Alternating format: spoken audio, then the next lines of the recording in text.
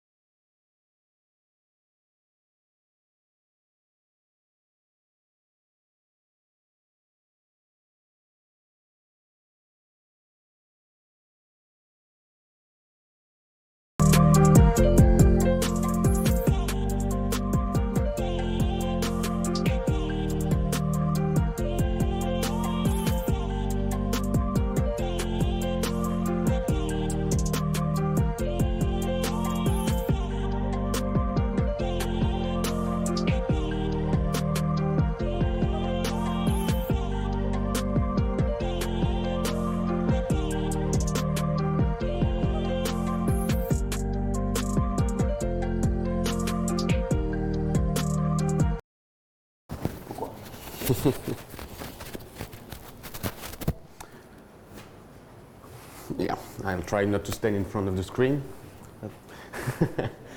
Good morning, everybody, and welcome to this technical talk about in-app purchases and how to use the AAP API, quite a mouthful, but the AAP API to code your own modules and to charge customers for services. First of all, just a word about me so that you know that I'm not just some loser that they found in the street. My name is Damien. I've been working at Odoo for 5 years next week. I've been working mostly in R&D. I've been working at upgrades, at support. I've done a few things, met a few people, then back at R&D, and now I'm working there full-time since April again. And you can find me on the Twitter and GitHub. By the way, the code that I will show today is on GitHub, on my profile, but I will give the link will be at the end of the presentation if you want to have a look. So no need to scramble it and write it quite fast. It will be all posted online and on the stream as well. Do I need to stand here? Okay.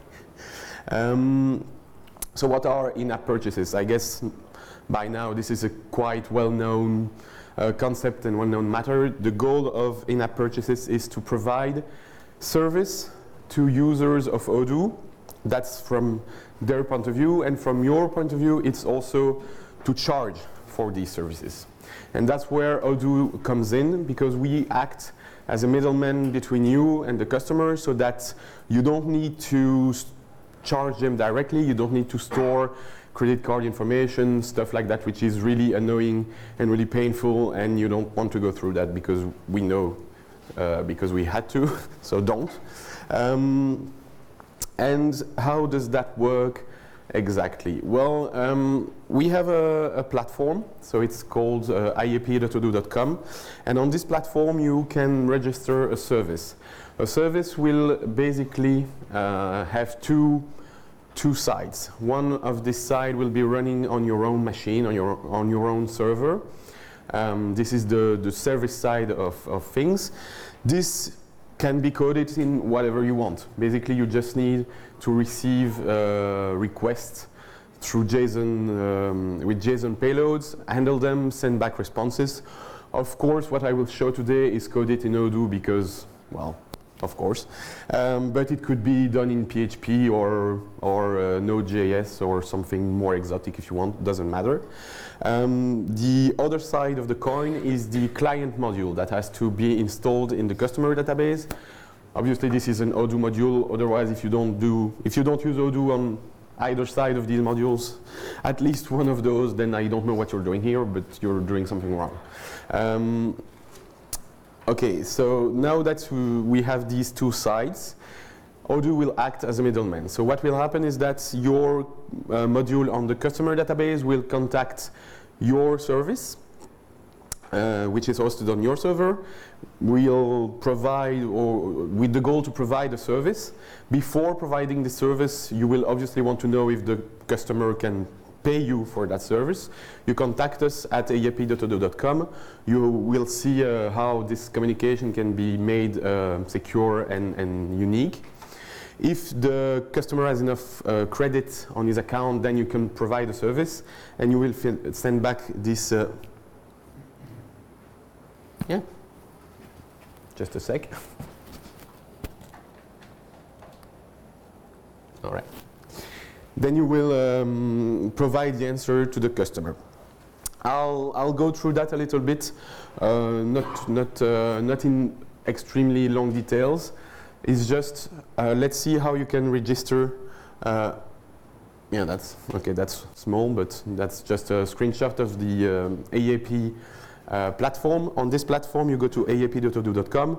You can register a service. By the way, we also have a sandbox if you want to play around with the system. The sandbox is quite basic. You just register the service. There is no actual money being involved. You can just play around with the platform. So you register your service, be it on the sandbox or on the actual production server. You need a technical name, you need a description, a logo, stuff that customers will be able to see when they purchase credits for your service. And you can also provide what we call trial credits.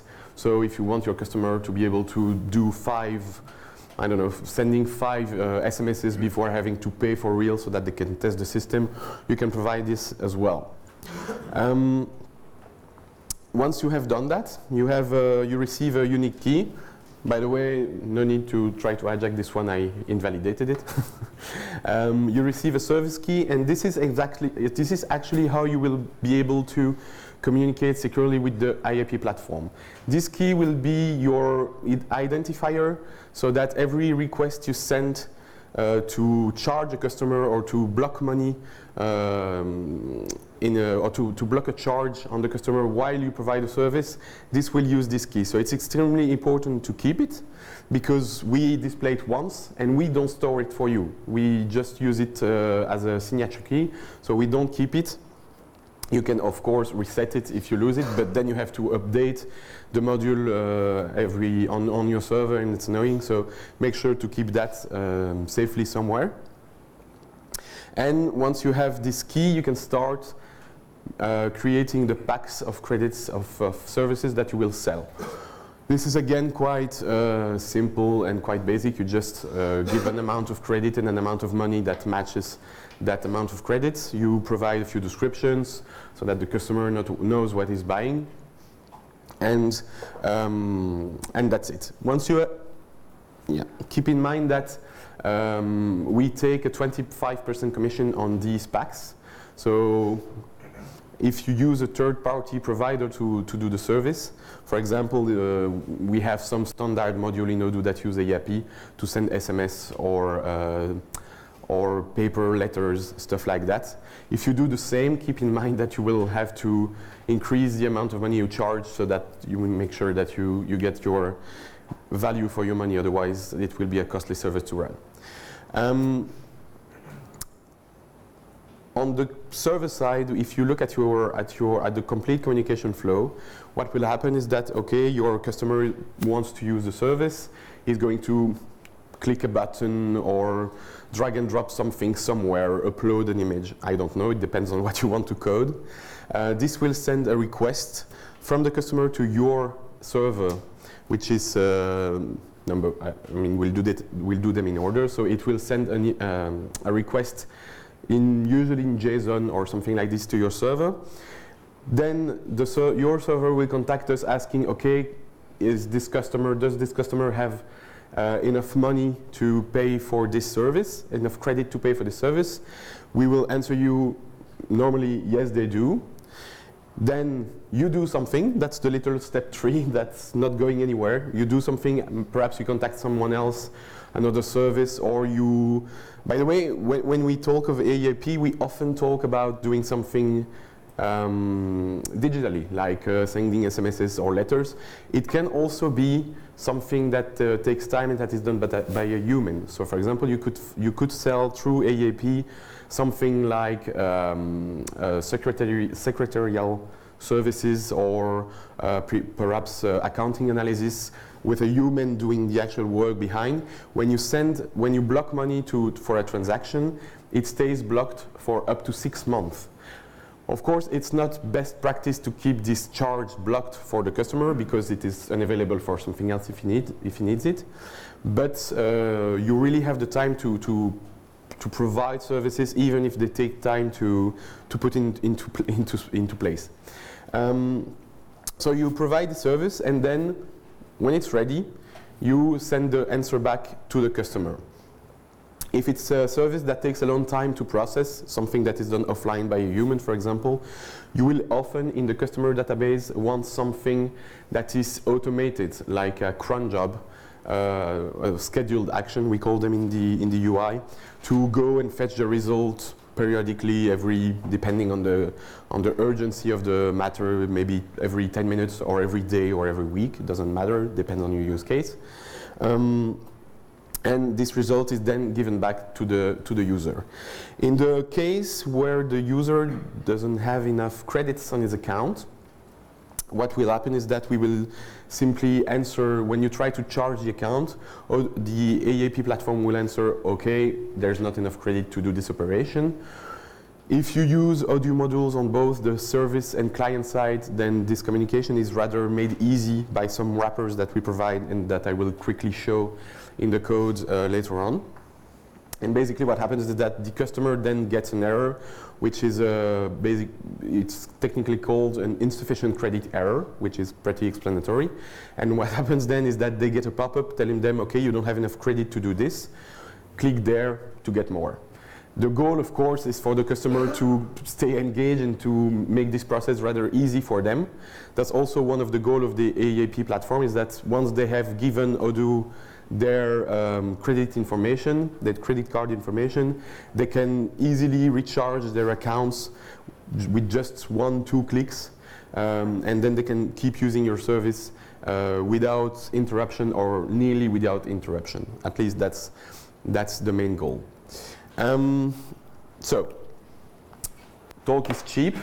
Let's show the code, or at least let's show the feature first. If you've been to other demonstrations of this track of how to develop, how to do front-end, back-end, blah, blah, you know that we like plants. So I've made something that is based on plants as well. I'm basically using a service that is called Plant ID, which is an AI service that can guess what plant it is based on an image. They've been kind enough to provide me with test credentials so that I don't have to pay for this demo, which is nice. And what I've done is really quite simple. I have a service running on my machine that sends these requests to their service. And on the customer side, I just have to upload a picture, submit it to the service, then wait 5-10 seconds for the result. In that case, obviously, that's the kind of system where you should have an automated and regularly scheduled action running every. In this case, I would do it probably every 5 minutes because the customer will want the result quite fast, and the computation will take not a lot of time on the service. So what I do here is simply, okay, I'm gonna make a new request of plant identification. I upload an image. I don't remember which one I used already. I think this one, it doesn't know it yet. The way I coded my system is that I wanted the user to be able to, at any time, know how much credit he has, and also to decide not to make it too automated so that they can still cancel the request if they are unsure. Sorry, I just realized. That's going to be easier to see. A big shadow. Yeah, oh, sorry. Okay. So I wanted my module to always tell the customer how much credits they have left, which is quite easy to do in Odoo because we have a lot of customizations for the views that you can use. So I just uploaded my picture here on this request. I'm gonna just click submit. the image got uploaded to my service, which is supposed to run somewhere in the cloud, and I fetch my results if my trackpad wants to work. And the plant ID system will even answer me with some confidence percentage. So basically, it's quite sure about its guess. So I'm gonna trust this here that trusted that it's a ficus lirata. If someone wants to contradict me, feel free. And if you've been paying attention, just before clicking send, I had 98 credits. Now I've got 97. And getting credits, so as I said, if the customer doesn't have enough credits, we will raise an error. In this case, I wanted the system to be a little more user-friendly than that, because if you just use the system and then someday you say, oh, okay, I need to put some credit, it's annoying. In this case, I wanted the user to be able to know at every step how much he has and if he should buy more or not. And also, I wanted them, obviously, I want them to buy as many credits as they want or as they need. And I also put a really easy link, and I'll show you in just a few minutes how you can do the same, to send them directly in one click to the portal in the IAP platform for this module, and these are the packs I decided to sell. So. For light users and heavy users or something like this. This is all there is to it. My demo is quite simple, as I said. And now let's have a look at the code. Yeah, actually, we'll do the code live.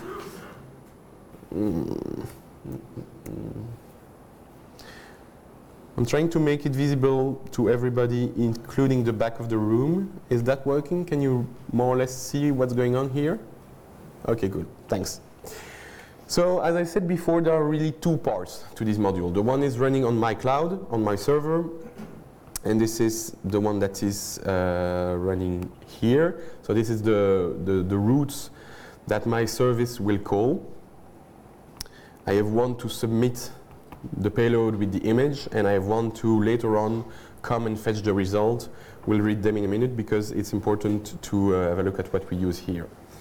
And we have the other part, which is stored on which is running on the customer database. In this case, I have just a simple model that will contain the request identification. It will, once it's identified, it will have a full name. I will have the confidence in percentage. I want to keep, since this is asynchronous and I need to go and fetch the result later on, I obviously need to keep a reference to what I uploaded somewhere so that I can get it back later. And just to be on the safe side, because, I don't know, the module might evolve later on if I publish something new, I'm going to store a lot more than what I'm actually going to display to the customer. Of course, depends on what you want to do. Here, I will just store the results. And on my model, I have really not a lot going on. One method to upload this image to the server in JSON, and we will see in a minute how it works. And one method to fetch the results. That's all there is to it. What I do also on the service is that I store the number of the requests I'm going to send to the remote service. Of course, depending on what you do, it might be a lot more complicated. So for example, especially if you provide offline services, the model that is running on your server might be extremely complicated because humans need to interact with it. Here, this is entirely automated, so I just needed some integer fields, nothing more.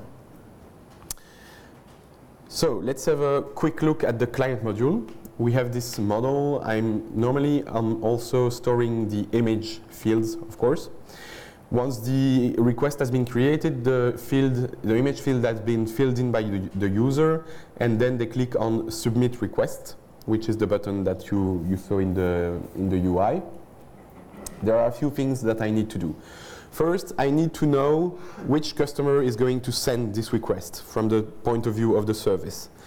This you can use using the IAP account model that we include in all databases, even community ones. By the way, this is especially good to target community modules You should not restrict yourself to people with only enterprise modules, because the bigger the user base, the more revenue and the more impact you can have on the user base. Anywho, that was an aside. Once you access this model, you can ask the get method, which will give you the what I've called it the user token, or basically a unique identifier for this database. And this is also how the credits system will work. So I get this this token. This is, by the way, specific to my service. If you have been paying attention, Plant ID is the technical name I gave to my service when I registered it on the AEP platform. So it's quite important to make sure that everything is coherent. Once I have this token, I can actually send the request to the server. I'm going to do some sanity checks here so that my users will not spend money uselessly. So if there is no picture, then I'm going to stop them right there, otherwise they're going to waste their money.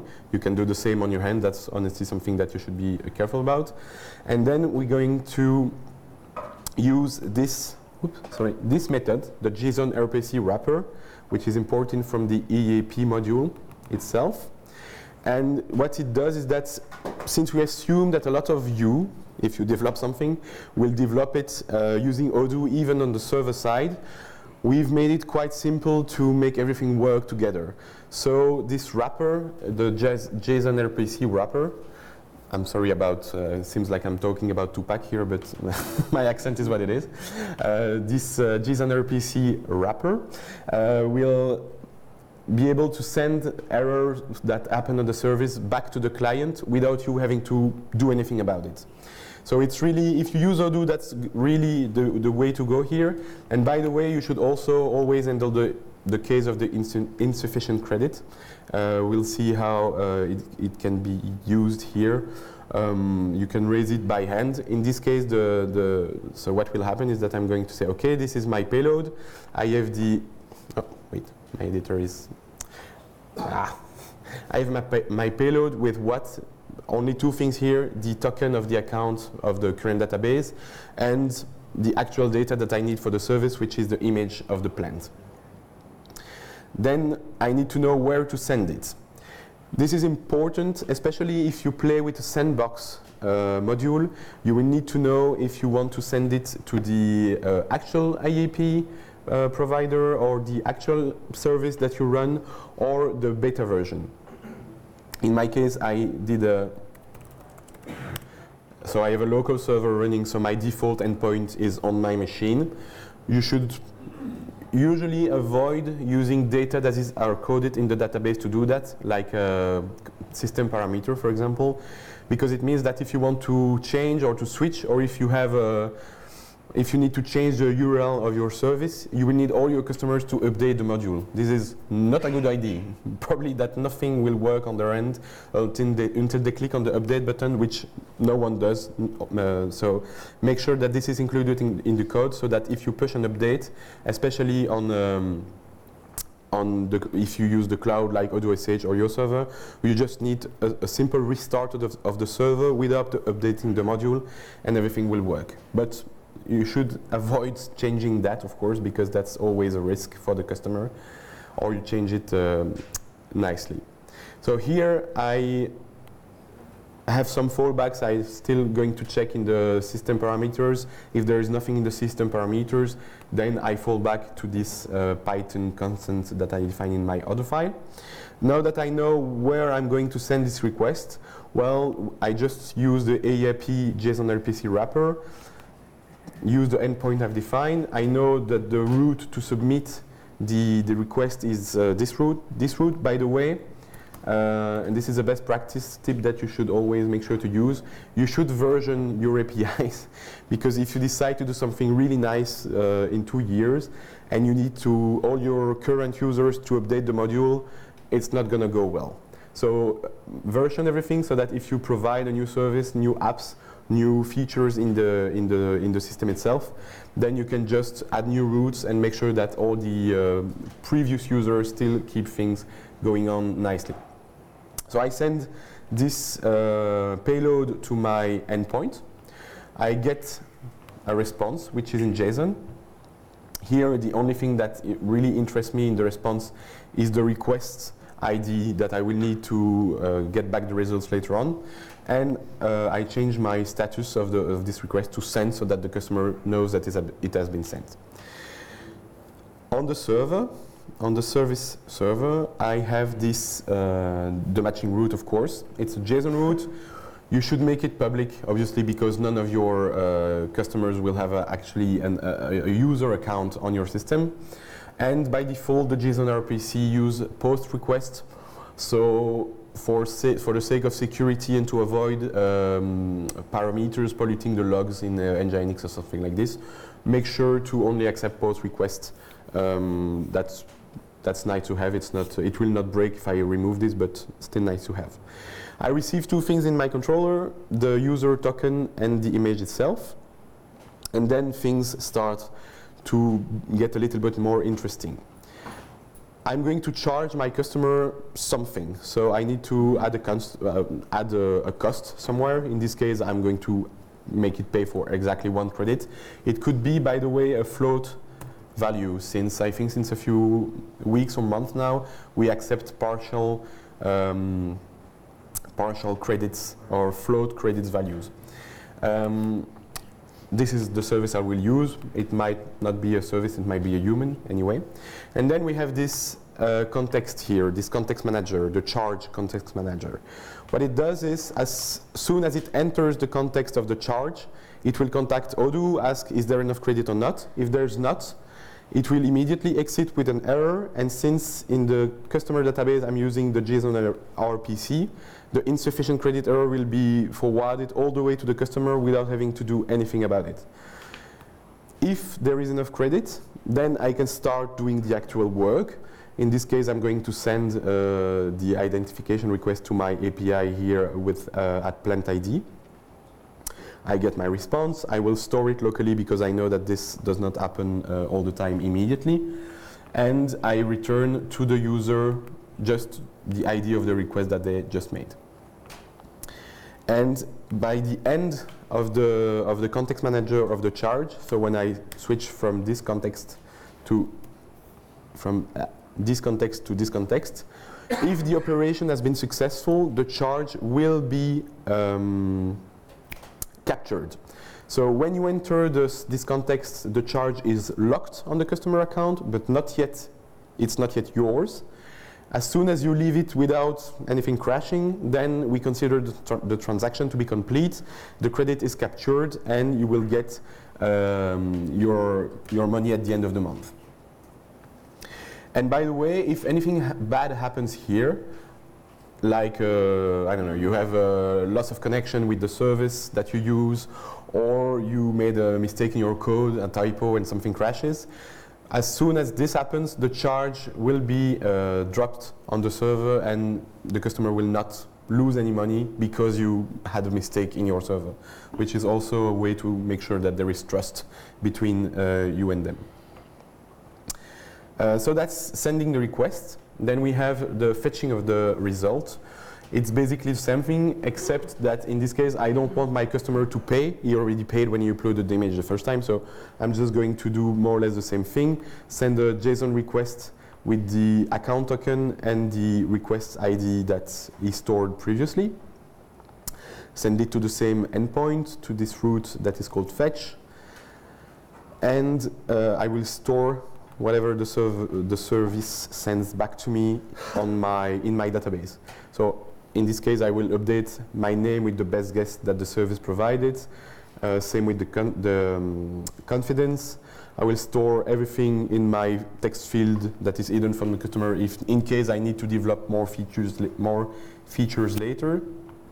And if you look at what I do here, it's pretty stupid. I just contact my service again, ask them for the result, and forward everything to the customer. However, what I haven't done in this module, because it's just a demo, of course, is that you should always make sure to add some layers of security. Here, I've added it as a to-do. You should make sure that when someone requests the result of a certain identification, it's the same person that submitted it. So what I should do here is somewhat store a hash of the account token on the request, and when a new request to get the result arrives, I should make sure that it's the same user. Otherwise, if someone uploads something nasty on my service, some data leaks could happen, that would be ugly. That's it for this demo module. Or honestly, it's really, really small. As you can see, the controller of the service is 50 lines of code, and I'm using black, so there's quite a lot of lines that could get condensed if you're not that into linters. And the model on my customer database is what, 80? Yeah, 80 lines. So you can really code something. If you have a basic idea about a service, you can really prototype this really fast. We have the sandbox. I honestly got this running, I think, in 1 hour tops. And you can easily play with the platform, even if you don't actually plan on doing something, or you just want to discover the API. As I said, all this is available on GitHub. Whoop. Sorry. That's just a reminder of what I showed during the slide, so that the next people will be able to have a look. Basically, just a reminder that on the client side, you just send data. On the service side, you just manage what gets sent to you and communicate with the customer. That's honestly it for this presentation, because the AAP system is quite easy to use. We have documentation on the odoo.com technical documentation. There is an AAP page that explains how to charge, how to capture money. Yeah, by the way, something I forgot to explain, I think. So as I said, we have this context manager here with the charging, but you can also do it manually. So especially if it's a service that will take a long time to process, or that will be given to the user asynchronously. For example, you have a human doing accounting or something. You can then first capture, authorize the amount. So ask us, okay, can you lock 5 credits for this database? They're going to use something here. And then maybe 1 month later say, okay, now we've sent the result, please give us the money. And this is basically what this context manager does, but you can do it also manually. There's a authorize method and a capture method that is documented in the documentation. You can use them.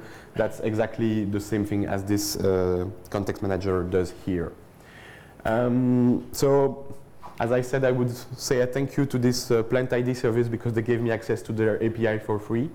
So they're based in the East, in Europe here. Honestly, I forgot the country. I knew it 2 weeks ago, but anyway. Thanks to them, and especially to Susanna, who I spoke by email. And that's it. This is the URL of the GitHub repo with the code I just showed you. And I'm not sure on the timing. I think okay. If you have. Can you return money? Hmm? Can you return money? No. Once it has been charged. I mean, where is? Wait, I'm looking for my colleague. I forgot my glasses. Ah, oui. Okay. So just for the people watching or in the future or something, the question is, can you refund money? To my knowledge, not through the API, but of course, Odoo support is always there if you need to do something like this. The goal should always be to never charge something that you don't deliver. That's why we allow to separate the authorization and the capture process, so that you can only really charge it once you're sure that the process has been delivered. But the refunding is not included in the API at the moment. Another question? I have a question. You generated a token while creation of your service. Where did you use this token? I can show you in the code. So the question is, that's right actually, when I showed you this slide, the creation of the service on the sandbox, I told you, okay, keep this key, because that's how you will communicate with the Odoo service, Odoo AAP server. And this is what I do, whoops, sorry, here. So when I ask for the charging of the money, or the authorization of the transfer of the amount, I have to send quite a few parameters. First, I need to send the environment, because some stuff will get going on in the environment, so we need to send that. I need to send the keys that I got from the AAP platform. I need to send the account of the user that is going to get charged, and the amount of credits that I want to charge. Yes? Is it possible to set the cost to zero, or do I get an error then? Because this way you can get like not a refund, but like the possibility to don't charge your customer, but improve what happened. I think, so the question is it possible to set this cost that I'm going to charge to zero? I mean, I can see someone trying to do something weird here, so it's always nice to have some questions that I didn't see coming. Let me check, because I'm wondering if it wasn't, perhaps it was in the documentation. I'm gonna check quickly with you here. Charge.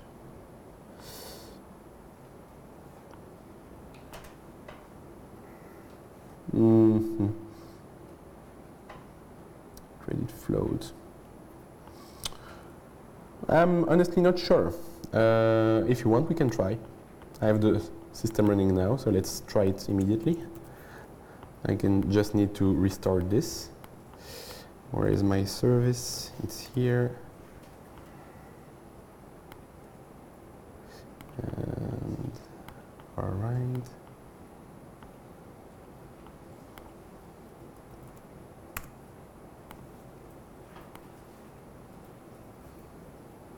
Yeah, it works. I don't know what you would use it for, but it works. In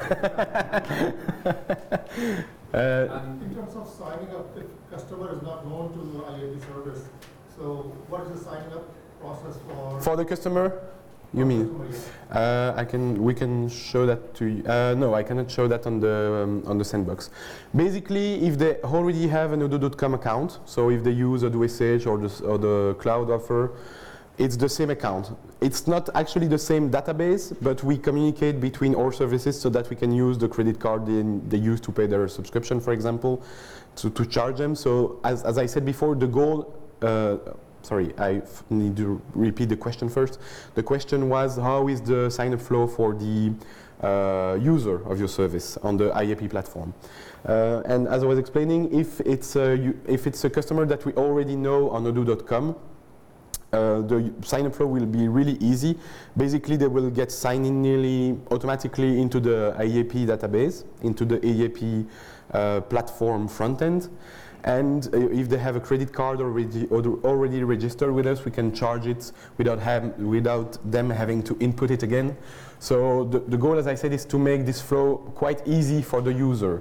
And once they're signed in, as I said, getting the, I don't have it here anymore.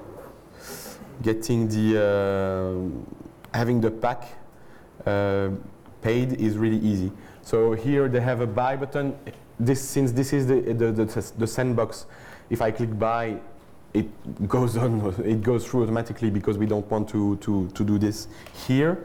But yeah, here they will have basically an e-commerce checkout page, and if they have credit cards registered with us, everything will be visible automatically, and they will click. And this is instantaneous. So if they buy credits, they have it immediately, because otherwise, as I said, we want this to be as frictionless as possible for them.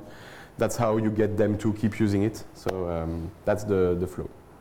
In terms of the now, basically, what merchant account you will be registering for charging those services? I mean, is the IAP has a merchant account for those credit cards to charge those credit cards? What can you say that again? You know, basically for any credit card workflow, basically before money can be charged to any credit card, you have to have a merchant account.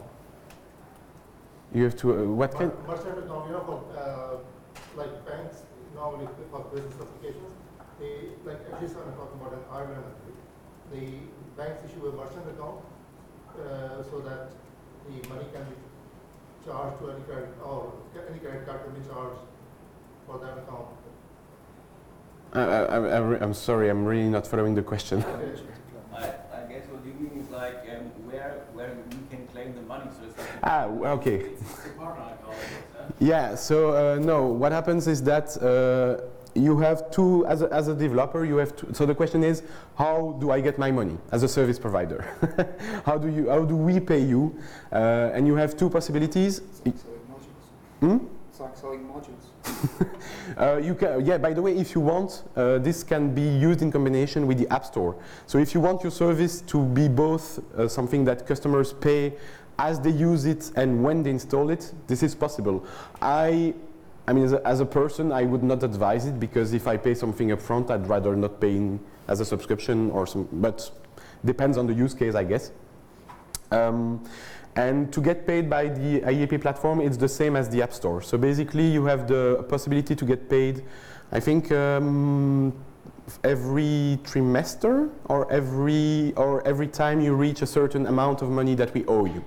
You have these two options. I'm not sure about the periodicity. It's either monthly or every 3 months. And the amount is also different, but we can basically, you will give us your bank account information, and we will do a wire transfer, and I think we send you a purchase invoice, a vendor invoice, so that you get paid that way. Is there another question? All right, if there is none, then I think we can end here.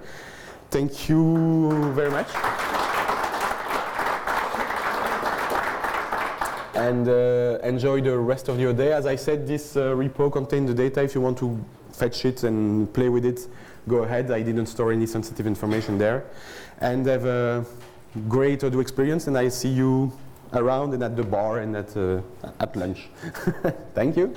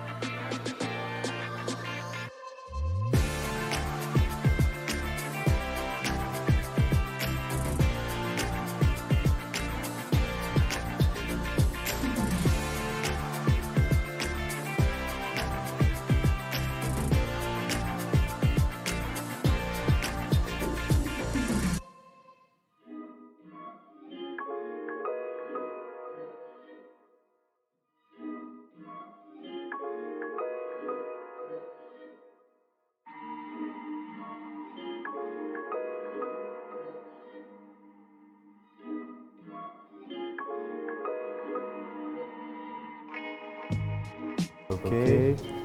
Still working? Yeah. Cool. So, are we good? All right. So, hello everyone, and welcome to this technical talk about, well, the new tax engine and how to use it in localizations. So, first, let me introduce myself. So, I am Olivier Colson, or Oliver Colson if you prefer. I am a developer at Odoo, and so I'm the one who actually implemented this whole new tax engine. So you know who to blame and you know who you can ask questions to. So that's why I wanted to present it to you. So let's first begin, as it is often the case with this kind of talk, with an inspiring quote. So the past holds the key to the present. Actually, it has never been so true as this time.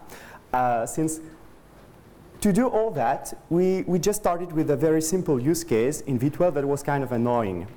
We will see what. And we just, had to look into previous versions of Odoo to find a solution for it. And we found it. We found inspiration in some old version of Odoo to solve our problem. So today we will do this journey together. We will travel back in time together, just like the Avengers did in the last movie. So this is super cool. So today we will all be tax vengers. And so, since I am the purple guy here today, I think there is something that I absolutely need to wield for this presentation. And by the way, this is the fiscality gauntlet, and you see the difference with the other one, because this one gives you money without making any movie on it, so it's super handy. So, now that we're ready and I have made my little joke and I'm happy, we can just start. So, first, let's just have a quick functional look at V13. Let's just see what we have done there so that we're sure everybody understands everything in this presentation, right? It's better. So, first, the tax. So this is a tax form view from V13. You see that we changed something there. These two things that were not there before. So these are called repartition lines. So it's a new model we introduced in V13 that basically will tell how the tax will be spread in different accounts and how it will impact the tax report. We do that for the sake of usability and for the sake of readability in, well, globally of the tax. We will see all the details. Of course, we'll see a little bit of code, all that. Don't worry. So basically what you see here, for example, this line says, okay, 50% of the tax amount will go to this account with this tag on top of it. And so the tag tells, okay, this is for grid 82 of the here Belgian tax report. And you have a plus sign in front of it saying, okay, we will add this amount to the total of grid 82 of the report. So this is one first change that you will see immediately if you open a V13. And here, something new also, we changed the reporting. So this actually really looks like the former report for Belgian localization. Again, I had to pick one. So for the tax report, actually it's something totally new. So we kept, of course, the global layout because, yeah, it's legal. But we changed the engine. We will see how and why. Also, you don't open it anymore with the same menu item than before. Everything is now centralized on a single tax report menu. We will see that too. And you can switch with this little option. You can switch and default to the generic tax report layout that was already there in V12, or use the layout that is localized and so that corresponds to the country of your company if you have installed, of course, a chart of accounts and so on. So here you have the generic tax report for the same data, so it's still there. So this is was just a brief overview to give you an idea. So now let's just talk about the past a little bit. What did we forget here in V12? Oh, I'm always saying V12, by the way, but it's not only V12. It's actually 9, 10, 11, and 12. What did we forget? What happened there? So let's just do a small example. Let's play a little bit around with V12.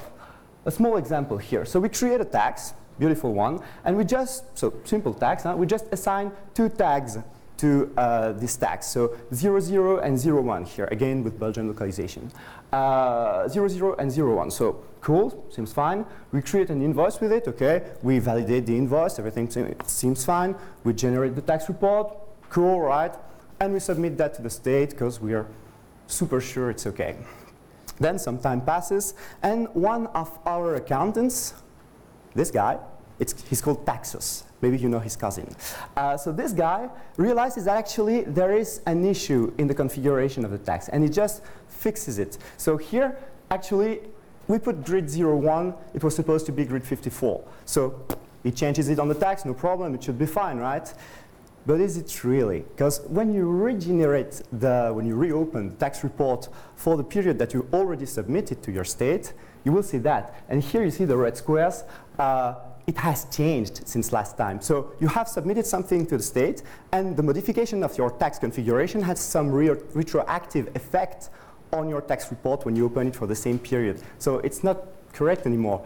So this is actually annoying. So just to be clear, it's not a case that was not supported in V12. It's just that to do that, normally what you had to do is just to archive the tax, create a new one that was, the same, and fix the new one and the new one only. But let's be fair, nobody did that. And this actually caused a lot of issues and misunderstandings. And we could not really do something about that. So we wanted to fix that. This is really the base use case that we wanted to fix with V13, and that drove the need for all the new features related to taxes that I'm going to talk about today.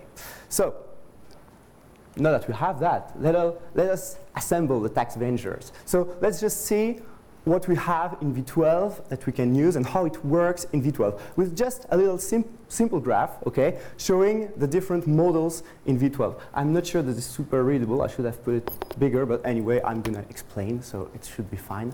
So in V12, when you're doing tax reporting, you're using a financial report. So the financial report will define a few financial report lines. And these lines, a few or a lot, I mean, why not, if you're in a complicated country? These lines will then call the account move lines, so your actual accounting, so the journal items. And to query them, it will use Python domains. And these domains will reference, the move lines, saying, okay, for example, I want all the move lines with a tax set on them, so that are the result of the computation of a tax with the tag something, something, so 42, for example. So here, when you want to put something in your report, you need to query for a tag, and to query for this tag, you need to go through the line between the move line and the tax. And the problem is that there is another line between the tax and the tag. So if you change the configuration like we just did, you're going to impact this link here. And the move line then has no way of knowing that the configuration has changed because it's still linked to the same tax, and just the link downstairs has changed. So this is the reason why we have this problem and why we have no way to fix it directly in V12. So now that we're clear on that, let us gather the fiscality stones. I have titles like that every time. So we will travel back in time, I told you, and maybe some of you, probably some of you, remember this. Version 8. Memories, right? Good old version 8. So this is a tax form in version 8. And you know what? In version 8, actually, this problem we have in 12 now didn't exist. It worked in version 8. So how come? Well, in version 8, there was something called tax codes. Whoa, super tax codes. So these tax codes, each of them corresponded to one line of your tax report. And, when you created move lines from taxes, you assigned them to a tax code every time. So each move lines was linked to the tax code it had to impact. So when you wanted to generate your report, you just said, okay, I want the total for grid 42, so let's take tax code 42 and search for all the move lines with this tax code, sum everything, poof, we have the total, perfect. So, cool. Why then don't we use that directly in V13? We could just copy paste the code from V8, right? Would be easy. We should resurrect version 8, or maybe not, because actually tax codes, were not so cool. There were a bunch of issues with tax codes. For example, so here you see 6 fields that were used on taxes to configure the use of tax codes. So all these 6 fields were used to say, okay, I want this tax code to be used on the base amount. I want this one to be used on the base amount. If I'm on a refund, I want this one to be used on tax amount, and so on, so on, so on. There were fields for the sign also to use. So this was a bit confusing because, if you look at the form view, it's huge, right? So configuration for taxes was complicated, was error-prone, and we had a lot of issues of people that actually did mistakes when configuring their taxes in V8 because it was too complicated. So it's a good thing that we simplified that, well, in V9, but let's say V12 again. So we don't really want that to come back as it was. Plus, there was also this tax amount field. So you might remember that in V8, when you wanted to generate your tax report, you were not considering debit and credit from your move lines. You were considering the tax amount field that was only used for that. And this field was actually a bit annoying because, you know, you have this example here. This is the baseline of an invoice, okay? And you see that you have another line that looks pretty much like it, but with 0 debit and credit, and another tax code. Why is that so? Because this line actually is an invoice line with 2 taxes on top of it. And this is a baseline. And since there is only a many-to-one towards the tax code, well, you're screwed when you do that, because you want a tax code maybe for each of your taxes, different tax codes. So here, 54 and 3. How do you do that? Well, you have to duplicate the line, you have to put 0 in debit and credit, and keep the same tax amount. And you have to do duplicated lines like that every time. This was very error-prone also, and it caused also a lot of issues in V8, and we really don't want to see that coming back. So we should not keep tax codes as they were, but we can take inspiration, and that's exactly what we will do. So now, let us reshape the future. We will now see what the new models are. So just to be clear, what do we want to do here? We want to fix that, so no retroactive effect when you modify the configuration of a tax. And we want to improve this also, because actually, so this is V12, this tags field there, see it? It's complicated also. Less than V8, it's true, but it's complicated. It's something that causes a lot of issues also, because when you create a tax and want it to be reflected in your tax report in V12, you need to have your financial reports. You have to define tags. You have to name them properly so that people understand something when you read them. So here, they're named pretty properly, but it's not the case every time. You have to call them in the right way, with the right formula, the right domain in your financial report lines. If you make any single mistake there, and it's really easy to make one, you're screwed. So maybe we could improve that too. Maybe we could do something clearer than that. And which brings me to the new stuff. So repartition lines. So we introduce a new model, I told you, account tax repartition lines. We saw that in the form view at the beginning of this presentation. A repartition line tells, okay, this part of the tax goes to this place with this tag or tags on it, okay?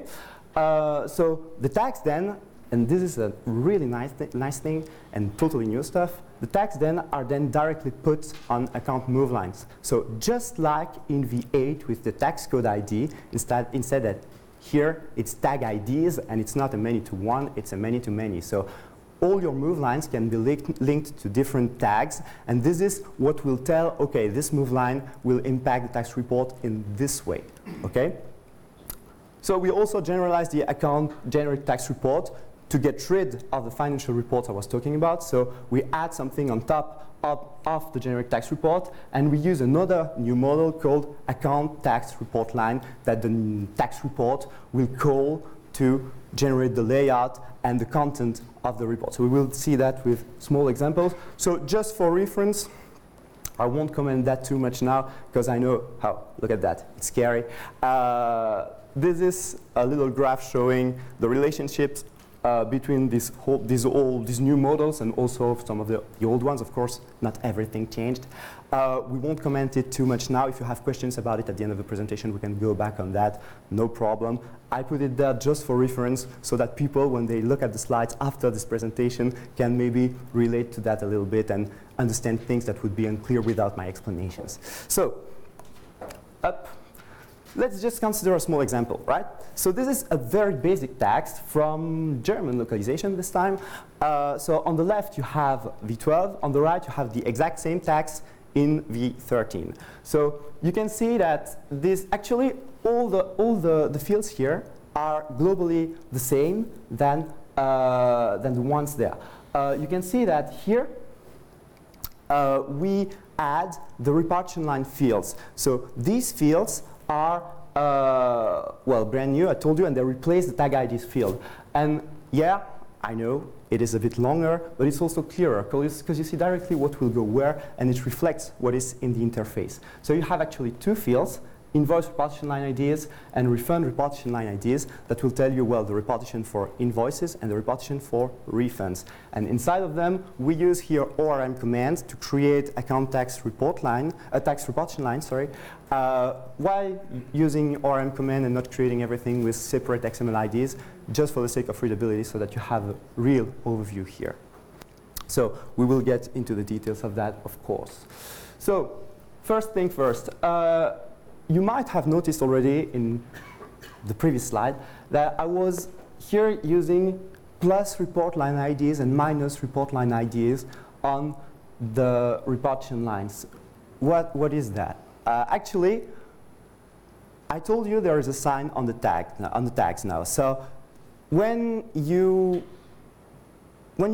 create a tag, you want it to correspond directly to only one tax report line.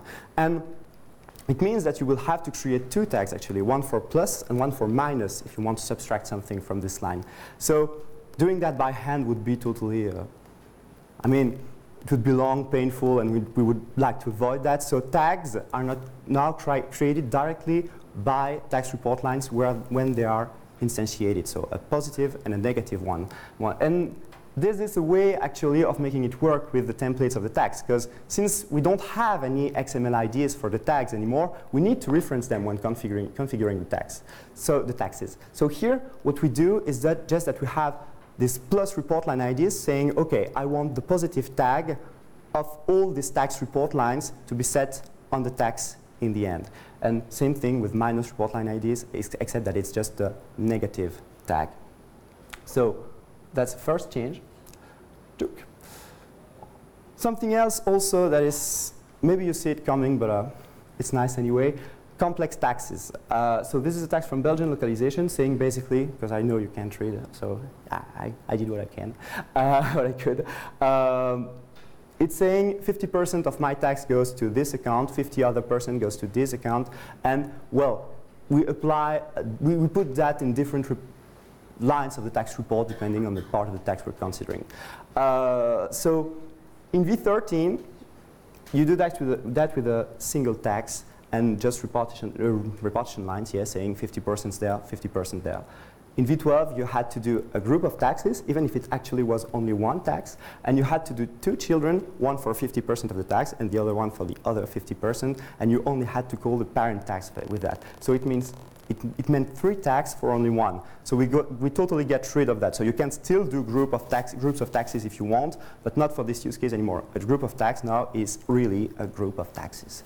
So just to show you the code, so 3 declarations before, and now only one with just the repartition lines. Again, this is way better than it used to be, way more expressive than it used to be, and easier to understand. Because before you had to put the tag IDs on every children, sometimes on the parent also, was not really clear where to put that and why. And now everything is on repartition lines again, so much more readable, even just from the code. So, yeah, I told you we use now a new tax report engine, so yes, let's just show it a little bit. So on the left, you have the creation of the tax report for the Belgian localization. So I simplified it a lot. Actually, I just removed nearly all the lines. You only have the 3 first lines of the Belgian VAT report. So 2 titles and 1 line with the total, so that it fits on the slide. But basically, it will perfectly show what I mean. So you had to create the tags that you were going to use. You had to create the financial report, and you had to create, well, all the financial report lines with the domain here. You see that this huge thing here that you had to do, otherwise it wouldn't work, and no error there, right? Now you don't have to do that anymore. So you just define tax report lines. That is all. So no more tags, since the tax report lines will create them. No more financial reports. So this is directly the report. And you see that we don't use any domain or anything anymore. So how does this magic work?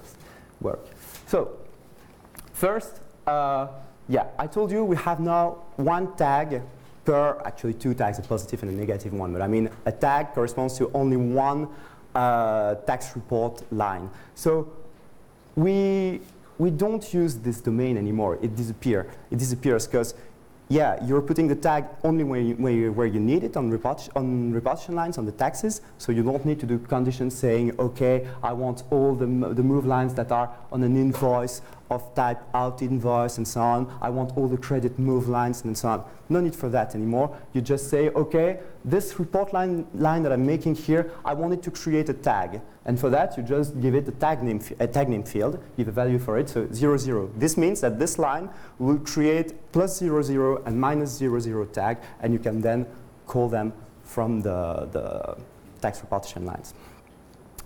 Okay? So also something that you might know if you have written a financial report once is this sum.balance minus sum.balance stuff. You had to do that not nearly every time, you had to do that every time. And well, you had to write these formulas field. Again, you get rid of that because the tags are signed, so no more need for that anymore. So this is actually a small example because the whole, if you want to summarize all that, it's just that before, when you were creating your tax report, you had to keep in mind, OK, when I'm doing a refund, this will go on debit or credit. When I'm doing an invoice, this will go on debit or credit. And you had to keep in mind what would be the actual account move lines, so journal items that would be generated when you were using your tax. And this was painful.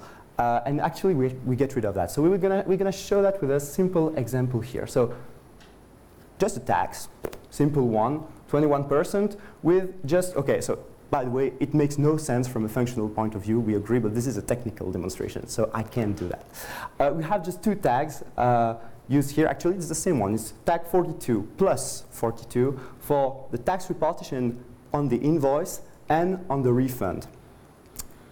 Plus 42. So actually what we want to do here, and again, it makes no sense, what we want to do is just to add the tax amount in grid 42 when we're doing an invoice, and do the same when we're doing a refund. So basically, if we're doing this, if we're doing just so an invoice and a refund for a $100 amount with only this tax, we want to have 21% from the invoice and 21% from the credit note that are added together, so 42 in total in grid 42.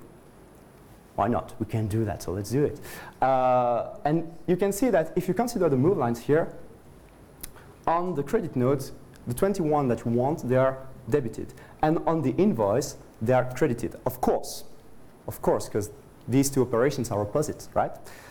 So with the financial reports, you would have needed formulas and all that, but we will show that after. Here, you just use the configuration that I showed you with plus 42 on both lines, and it will understand that it has to add them, whatever the debit or credit or anything else. So the tax report actually will take into account on which kind of operation you are when you are using the tag, so that it can add just the amount you need directly into the tax report and end up with 42 here without any additional formula. Isn't that cool?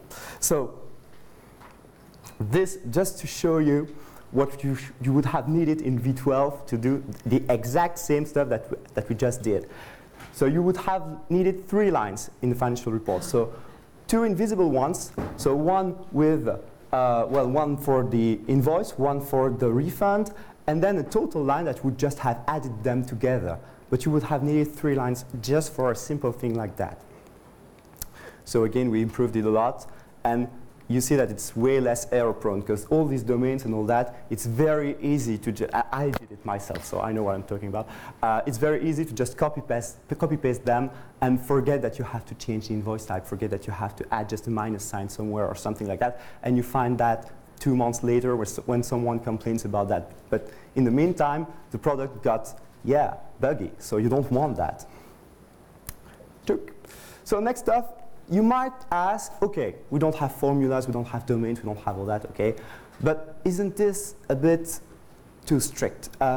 how do we do if we want to use a formula, add lines together? You can still do that. So actually, you can define a code on tax report lines that will allow using the total of the report line in another report line in a formula. So here, I define a code called G10. So this is from, I think it's Australian localization, I'm not sure anymore. A code called G10, G11, and here I say, with the formula field, I say, okay, I want this line to be G10 plus G11.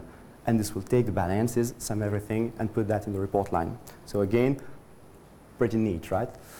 So last thing, so actually I already told you that, so but I'll tell it again. You don't need to worry about the menu item for your tax report anymore. So before that, when you had two different companies on your database with two different localizations, you had a menu for each of them that was accessible all the time. So it means that if you had Belgium and, I don't know, Luxembourg, you could open the Luxembourger report from your Belgian company. It made no sense. Of course, the results were just, you don't care, but still you saw the menu item. So now you don't need that anymore since there is only one menu item that will default to the layout of the tax report of, well, corresponding to the country of your company. So small usability improvement, but I like to say it.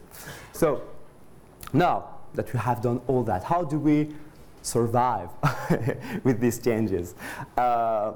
I know that there's a question that you're going to ask me. I feel it coming. It's obvious that you're going to ask that, so I'm going to anticipate it.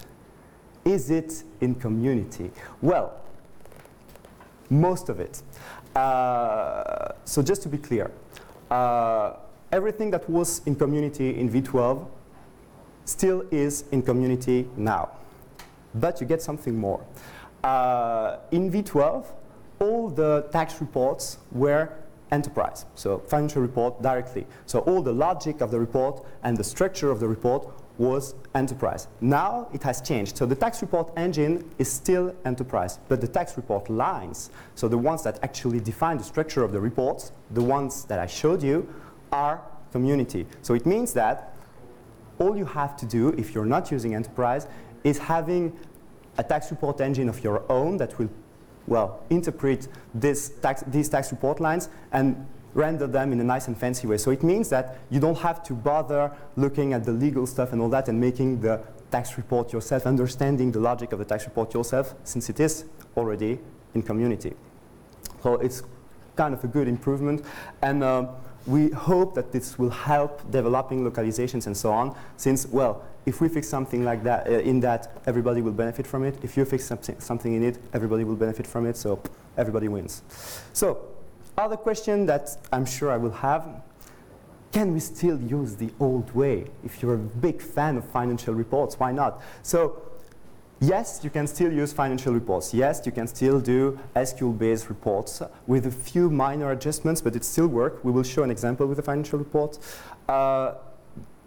Just please, when you do that, first consider, should I do that? Is it good to do that? Or am I just using the old way because I'm used to it?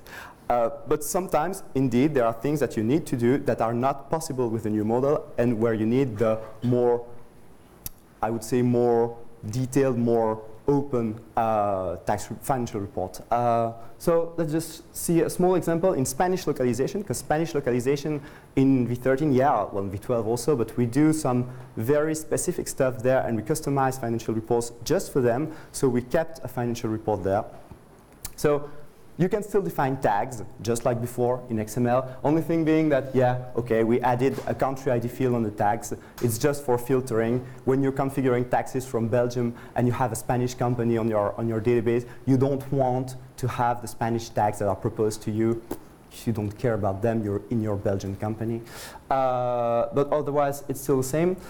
You can then reference them on tax templates just like before. What does it mean, just like before? Because you have repartition lines now. So what do you do? Because I told you about plus report line IDs and minus report line IDs field, but these two fields reference tax report lines. So not tags.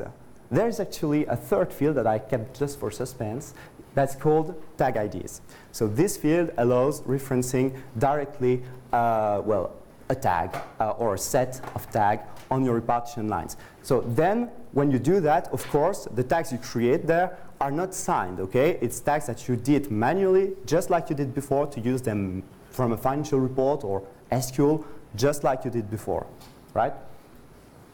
So then you can call them in the financial report, and this is where you have a little change to do. So before you had to say tax line ID.tag_IDs or tax IDs.tag_IDs.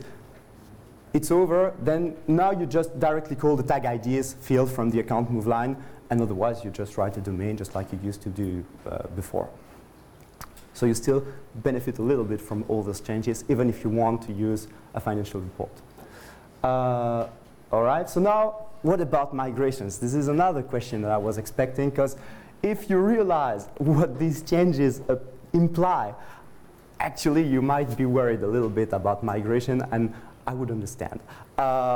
So I have nothing to show, of course, here, but just to tell you that we know that this is a big change. We know that it could have been a total mess to migrate, and it was very tricky to migrate, indeed.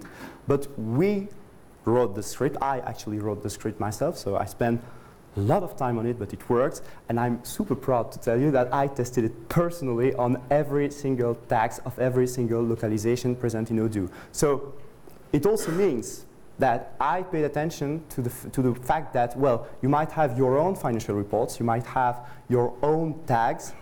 Yeah, I'm talking to you. You might have your own stuff and customized stuff, and so non-standard one, and you wouldn't like us to rely on XML IDs or anything during migration. So guess what? We don't. So I'm not saying that there won't be any issues in migration. I'm not saying that it will be 100% perfect in a few seconds, because come on, you all know how it works.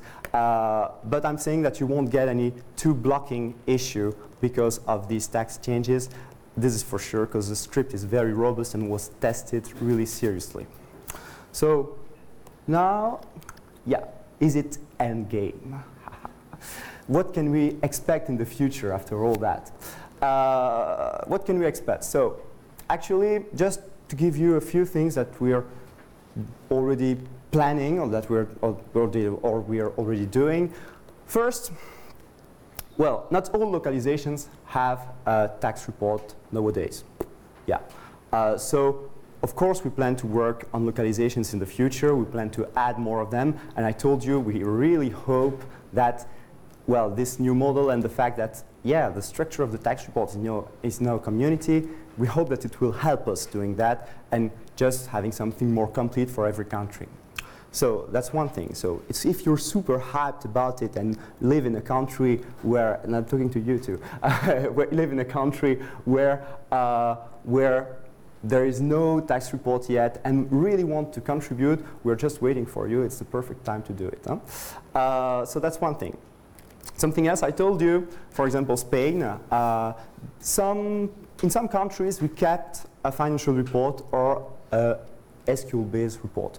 We did that because they were doing very specific stuff and we didn't want to risk breaking everything. So these countries, I'm not saying we will do it, we will consider doing it, we will maybe re-implement those reports in the new model. We will try, we'll see if it is feasible and if they really need this new report. So by the way, we're talking about like 3 or 4 countries on the whole set of localizations we have, so all the other ones use the new model already, right? And so last point, maybe you have already noticed that I told you that the tax report shown in the tax report, the layout used in the report for your localization is taken from the country of your company. So it means that for now, one country, one tax report, just like before, by the way. Yeah? We know that in some countries, depending on your business and all that, you need a very different tax report. Depending on what you do. So this is something we plan to change, and having the possibility of having multiple reports for a single country available and just switch between them in the view dynamically. This is something that is already in the pipe. I'm going to start working on that probably next week. So it is planned, and I can promise it for V14, right? So that's it for future stuff. So of course, the tax ventures will return. And so if you have any feedback to give also, please just feel welcome to do it. So to me, directly, if you want, for technical stuff regarding taxes, so oco@odoo.com. Or if you have more general feedback about functional side of V13 accounting, well, Alain, avw@odoo.com. If you have something to submit for localizations, so a pull request you absolutely want to merge for this new tax stuff, or if you have suggestions of things that could be added, customizations that we should make in localizations, you can send a mail to Jos, so jco@odoo.com. And if it's for the functional side of localizations, well, then you have jcr@odoo.com, Johannes. So don't hesitate to contact us or just come talk directly with us on the accounting booth upstairs or now, or you know, we really want feedback about all that, and we're really eager to see what you have to say about that. So now, if you have questions, so I think we have a few minutes left, so don't hesitate.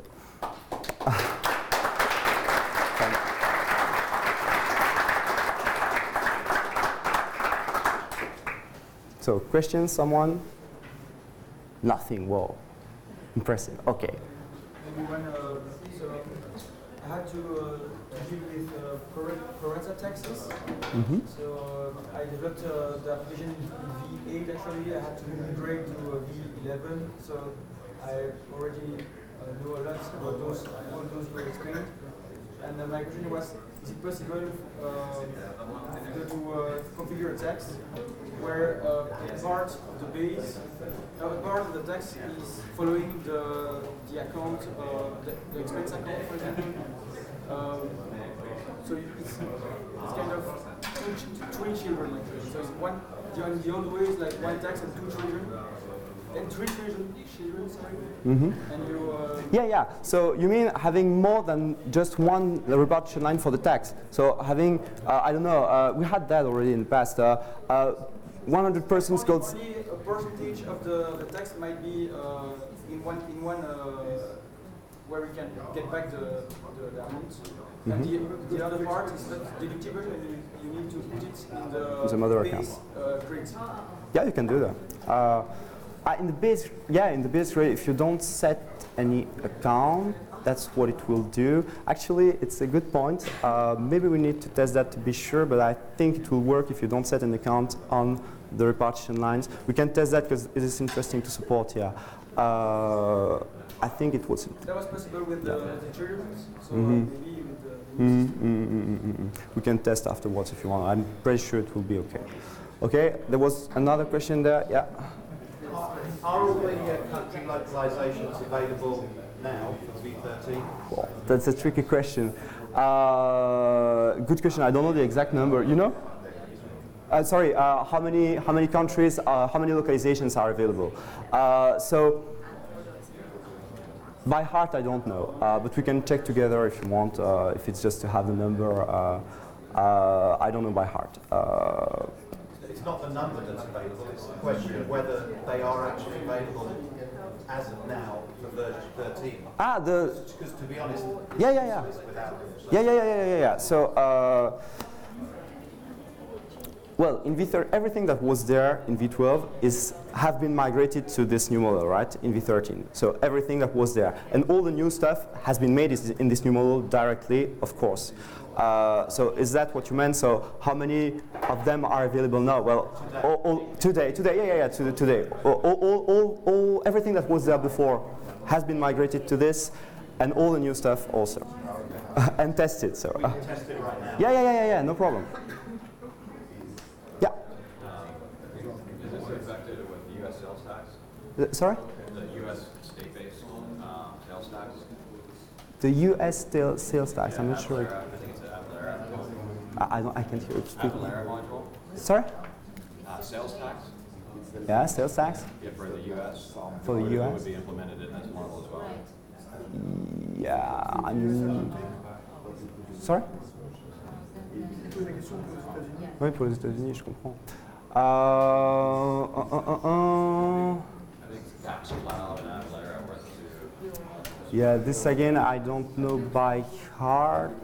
Did we? Because I'm so just to so you understand, because I understand it can feel a bit weird if I don't give explanations on that. I am part of the accounting team, but there is a localization team. So of course, when we change something in accounting that will impact localizations, like here, we have to change that ourselves, of course. But to tell you exactly what is inside localization modules now and what's the state of it, I don't know, because it's not what I work with every day. So, but I can introduce you to Jos if you want to discuss what is available for your country and all that. So no problem with that. We can go and see him together. He was at the workshop this morning. I don't know if he's still there now, but you can try maybe there right now. Okay? Yeah. Can you directly put the text grids on the move lines? Yeah, totally. Yeah. Even if you don't have a tax link to it, you can totally directly assign a tax grid to the move line. Yeah. Something else? Yeah.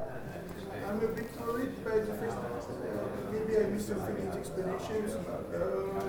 What you do, depending it's an invoice or a credit note. Yeah. Because sometimes you have situations where you have an invoice with negative amounts, for example. And this is actually not so. It's like a credit note within an invoice. Like the advance payments, for example. Yeah. So. Yeah, please. If you want to discuss that together, just go outside, okay? How do we manage invoices with negative amount? That's actually a good question. Is it supported in standard, invoice with negative amounts? Yes, in the past it worked, long yeah. time ago. When you have In 8, for example. What you can do, I'm just thinking, but yeah, we can check that together if you want, because I don't want to say something too fast without, because this is a tricky use case. I'm not sure it will work actually now. So maybe we can we can discuss it and find a way of making it work for 13.1 or even in 13 if it's really something blocking. No, I don't think it will work actually. Because yeah, we rely on the fact that that plus will be debit or credit depending on, so, but yeah, but you still have debit and credit, it's just inverted then.